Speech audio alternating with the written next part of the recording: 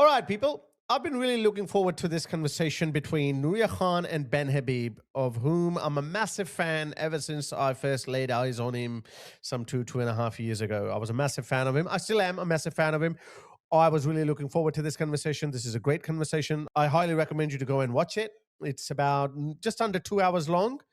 I guarantee you're thoroughly going to enjoy this and learn a lot like I did. I agreed with pretty much everything that Ben Habib said, except for this little snippet. I don't think I disagree with him for the most part.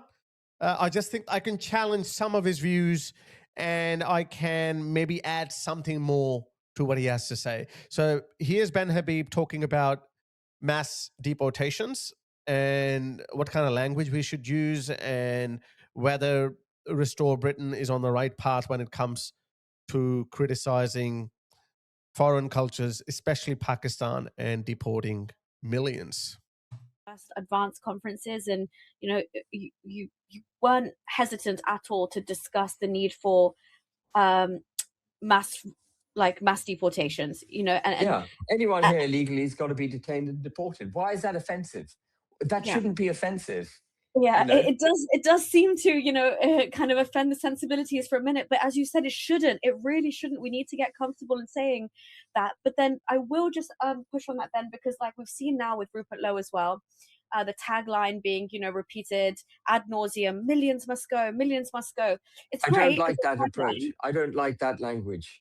Yeah. I Um, disagree with some of the language coming out of Restore Britain. Rupert knows it. It's yeah. not helpful to the debate. There are two things that I think Rupert Lowe does wrong. The first is this millions must go, deport, deport, deport. I don't care, deport.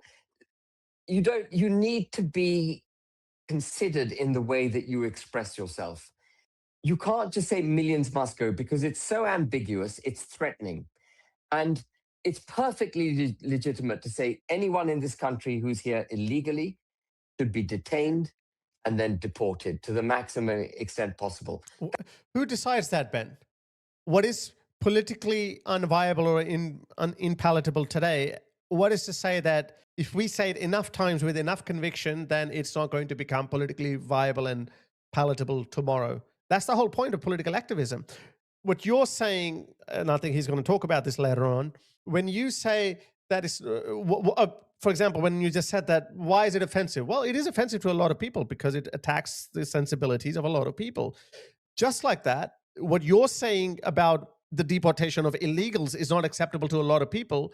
Just like that, saying that millions must go is not acceptable to your sensibilities. And the job of a political activist is to change the narrative and explain to the world why certain things need to be done. And that's exactly what Rupert Lowe is doing. And I am in full support of that. And I think I can take liberty being more harsh and critical of Pakistani culture and Pakistani society and the ills of Pakistan. And especially, I know Ben Habib, both of these people are, well, Ben was born in Karachi, but his mother is English, so he's half English. Nuria was born in England. So, of course, you guys are English of Pakistani heritage. You have some Pakistani heritage. Therefore, I think you should also be able to take some liberty and attack Pakistan or attack bad elements of Pakistan and say those uncomfortable things that other normal white people find uncomfortable.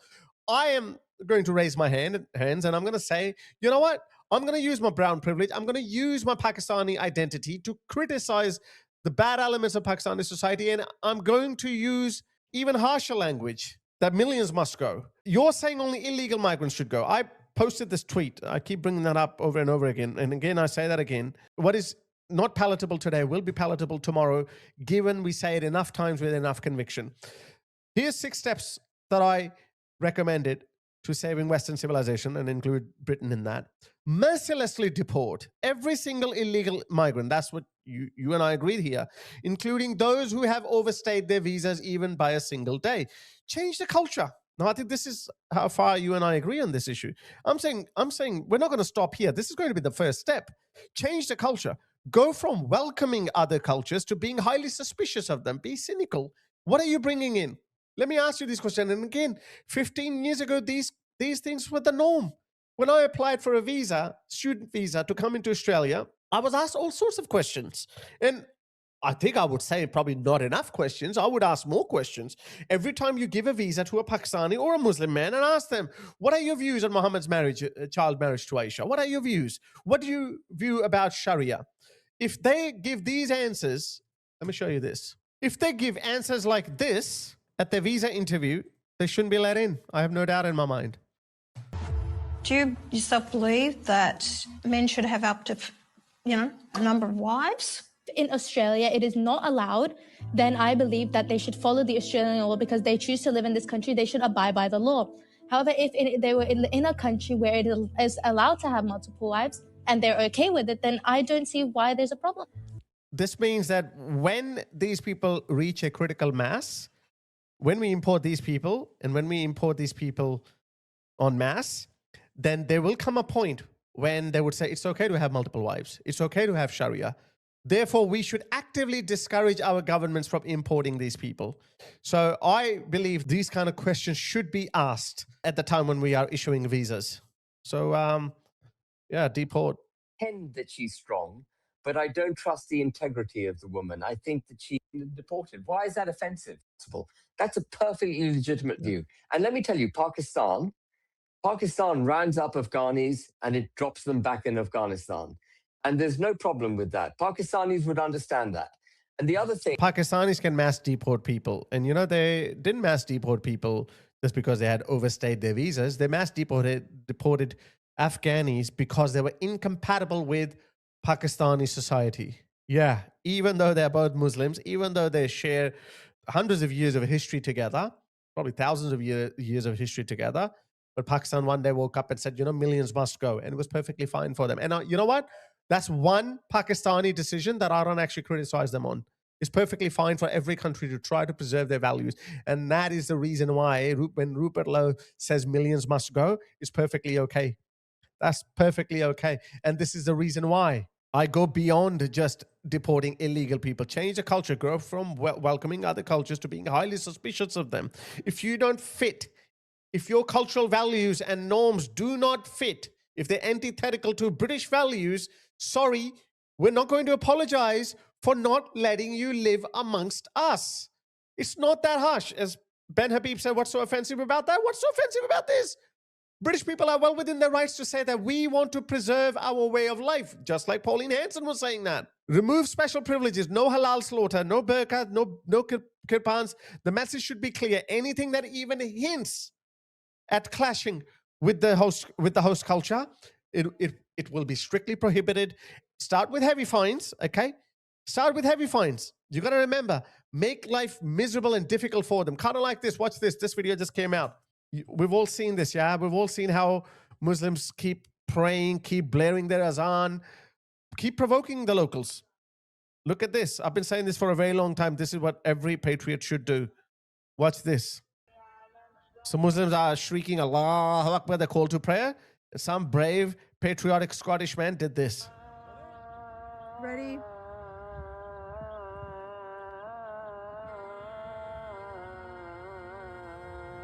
Bagpipes. Good.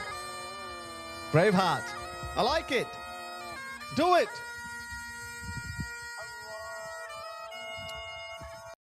Do it. Then, otherwise, they're not going to stop, guys. They're not going to stop. So I don't have any problem with Rupert Lowe, whether that's Rupert Lowe or someone who's managing his social media account, saying these things that millions must go, millions must go. We need to change the culture, guys. Change the culture. So yeah, I disagree with Ben and Nuria here. I think that's perfectly fine. And as I said before, what's offensive to you is not offensive to someone else. And I think enough of this English politeness. I know Ben is very well spoken. Somewhere along the interview, he brings up this funny anecdotes from his Cambridge days where he makes a gay joke, which is perfectly fine. And he said, oh, some people are going to take clips out of that. You know what, Ben? No one's going to take clips out of that because people like us, activists like us, we have normalized this. Something that had become a sacred cow is no longer sacred anymore. We have normalized speech like that. We have normalized saying things that were arbitrarily determined by some random woke person that this is offensive, you shouldn't be able to say it. We say those things. We say those offensive things. We say those things that are not palatable, not politically correct, not polite to say. We say them so people like you, Ben, can have the liberty to express those things. So what you're saying that is offensive, you should be grateful. Again, I'm not saying just personally me. Let me quote my friend Armin Nawabi. He said, people like us, we are always pushing the boundary. We are pushing the boundary so people like you have more playing area. That's what activists do. Something that is offensive today, millions must go, is offensive. I'm sorry to tell you, Ben, that will not be offensive in the coming years. It's going to become the new norm. Anyway, this is the only part that I wanted to comment on. Ben makes another point here. Actually, shut up. Okay, I'll go a little bit further. I use Pakistan again as an example because I know the country a little bit. Then the other thing I don't like about the language from Rupert Lowe's outfit, from Restore, is the constant denunciation, frankly, of Pakistan. There are people in this country, and the majority, as I understand it, of gang rapes of white girls is done by people from South Asia, mostly from Pakistan. But that does not mean all Pakistanis are rapists. No one is saying that, Ben. This is bad. This is the same tactic that the left employs when we say that, oh, you know what, we shouldn't bring in people from third world cultures. Then the go-to rebuttal from the other side is that, oh, but we're not all bad.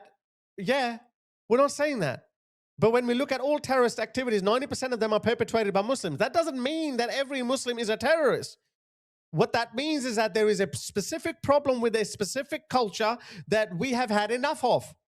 It is not in our interest to bring in 1 million Muslims, because if 1% of them have a tendency of becoming terrorists, and I'm being really charitable here, then I'm sorry, it is not conducive to the public good to import people from that culture.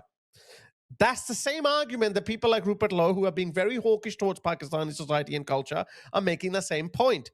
And that's perfectly justifiable. I am a Pakistani, and I'm telling you that. Yeah, I didn't turn out to be like those bad Pakistanis. I know many Pakistanis who will not turn out to be like that. But does the West or Britain owe anything to Pakistan to gamble with the future of their girls and children and people and country and society and economy? No. No. Let me show you something else. Let me quickly show you these statistics. Yeah, these statistics are everywhere, guys. This is a fresh statistic in Australia. Look at this. 55% of working age Syrians in Australia are welfare dependent. 52% Iraqis of working age are welfare dependent. Lebanon, Afghanistan, Turkey, all of them are in red. Ignore the Aboriginals. Look at Australia's national average. 16% of working age Aussies are on welfare. Look at the stark difference. Now, why would Australia bring in these cultures? And compared to other developed cultures, look at this, Germans. Only 11% of working age Germans are welfare dependent. Lower than the national average of Australia. The UK, only 10%. So it means people coming in from Germany, United Kingdom, and New Zealand are less dependent on welfare compared to people people coming from Syria, Iraq, Lebanon. There are other 45% in Turkey. There are 82% Turks. Yeah, 82% of Turks, working age Turks, are working. Only 28%. So you don't make statements in absolutist terms, okay? We understand not every Pakistani is a bad person. We understand that. I am a living example of that. You are half Pakistani. You could make that argument too, but I can make that argument better. So that's a low-hanging fruit. This is not a correct representation. No one is saying that everyone is. However, people are saying, and rightfully so, they're saying that we've had enough of Pakistani society or Pakistani culture, because that culture produces more criminals, and not only just criminals, stabbings and murders and gang rapes and groomings, but also they're also threatening the social fabric of British society. They want Sharia. They have different antithetical values. So what's the point of bringing them in? And the way that the term Pakistan is used repeatedly by some in Restore Britain is dragging Pakistan down. And I think that's very short-sighted. Why are they talking about Pakistan? Why are they not talking about Timbuktu? Yeah, they're talking about Pakistan because that problem exists. Again, it is not the responsibility of the British people to fix Pakistan or to be soft on Pakistan. They've done that. They tried that. It's not working out for them. Their girls are the ones who are getting raped. Because in a population of 250 million people in Pakistan, I would say the vast majority, the vast majority, denounce pedophilia and abuse of children in exactly the same way we do. No, not exact. No, Ben. No, definitely not in the same way. The way the West defines pedophilia is very different from the way Pakistan defines pedophilia. You know, in Pakistan, there's a Pakistani penal code, and then there's a Sharia court. It's called the Council of Islamic something. It's an Islamic council, basically. So whenever a judge is giving a ruling, there is another judge in the background who's a cleric. He oversees every single judgment made by a mainstream Pakistani judge. For example, in Pakistan, you're not allowed to marry off your child under 18.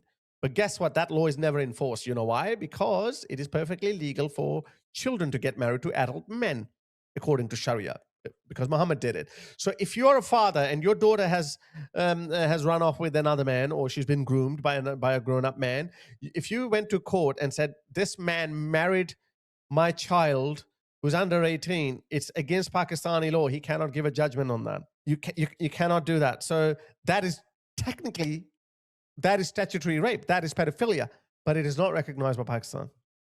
I guarantee you, look that up. This is such a known issue, and Pakistani feminists and Pakistani liberals have been trying to challenge that for years, but they can't. Domestic violence. Pakistan barely passed anti-domestic violence bill in 2021, but it cannot be enforced. You know why? Because domestic violence is permitted according to Sharia. It is written in the Quran. So no, Pakistanis do not denounce pedophilia the same way we do, Ben. Surely you would know this. And would hang until 2018, I think it was death penalty for pedophilia. But there's They a more never hung practical anyone. reason why I disagree with the language. Sorry, the only common definition that we can find when it comes to pedophilia is that when a grown-up man molests a boy under 18 or a girl, but what they do, there's a workaround that. They say, oh, well, I've married this girl, so they can get away with it. Sometimes used. And that is, if we want to deport Pakistanis to Pakistan, it's probably a good idea not to offend the government of Pakistan repeatedly by denouncing the country repeatedly. We've got to be quite careful. You know, we've got barbaric Pakistanis in this country. Pakistanis who would not be, as I mentioned earlier, Naraya, welcome in polite Karachi, Islamabad, Lahore society. Ben grew up in a very top 1% elite of Pakistan, in Pakistan, and obviously pre-modern times in the 70s and the 80s. That's true. My family or the part of Pakistani society that I come from would not deal with these barbarians. And guess what? Britain did import a lot of these people from these villages, Mirpur. Half of Pakistanis living in Britain are Mirpuris. Mirpuris would not get it. They would not be allowed in a nice, decent, semi-decent restaurant in Lahore or Karachi. Okay, that's what you got. This is what I say. Britain got the worst of the worst. They got the worst of Pakistan. But the Pakistan that Ben Habib is talking about is only 5%. That's it. That's only 5%. Anything below that, they're perfectly okay with Sharia, perfectly okay with wife beating, child marriage, all of that. They view infidels as scumbags, as worst of creatures. They do view that. So sorry, Ben. Again, this is a very simplistic view of Pakistan. And again, even if it was true, Rupert Lowe or British people do not owe Pakistan anything. They don't need to care about Pakistan's sensibilities when their girls are getting raped, when their children are getting stabbed on the streets, when their country is being overrun by barbarians. But that doesn't mean 250 million people are bad. And we've got to be grown up about it. In the pursuit of clickbait, political point scoring. That's a low blow. We must not diminish the seriousness of the propositions that we're making. And I fear the language sometimes coming out of Restore diminishes the position. You know, I don't know how you... let me say that again, Ben. The language that you're complaining about today, no one will be complaining about it in a couple of years because we are going in the other direction. And for good reasons. I think the language is still too soft. The language needs to be harsher because we need to change the culture. And I think you said it somewhere along the video before, that you need to find out who you are. And And of course, being polite is one of the key English values. But what is more of an English value is to stand firm for what you believe in. If you're against pedophilia, domestic violence, you're for feminism, you're against homophobia, and all these British values, they are modern British values. If you believe in them, and then you're bringing in people from cultures who are antithetical to that, then it is also a British value for you to stand firm on that and use harsh language. By harsh, I mean, call a spade a spade. Say this is not going to fly. This is not going to be acceptable in Britain anymore. If you have a problem, you will be deported. That's perfectly fine. I don't see anything wrong with that language. Anyway, I would recommend you to watch the rest of the video. I'll include the link in the description. It's a very fascinating conversation, a really good insight in Ben Habib's thought process. And as I said, apart from this, I actually agreed with pretty much everything Ben had to say. I have enormous respect for him. And this is the only part where I thought that maybe he was being a bit naive about Pakistan, or maybe he was just being a true English gentleman, where he had to be really polite. But I'm sorry. I don't know. Maybe, well, I'm not English. I'm not British. I've lived in England for a little bit. I admire their country and culture a lot. But I don't think that if your country is going down, your culture is being eroded, and you're under attack from all directions, then that is the time to be polite. It's not the time to be polite.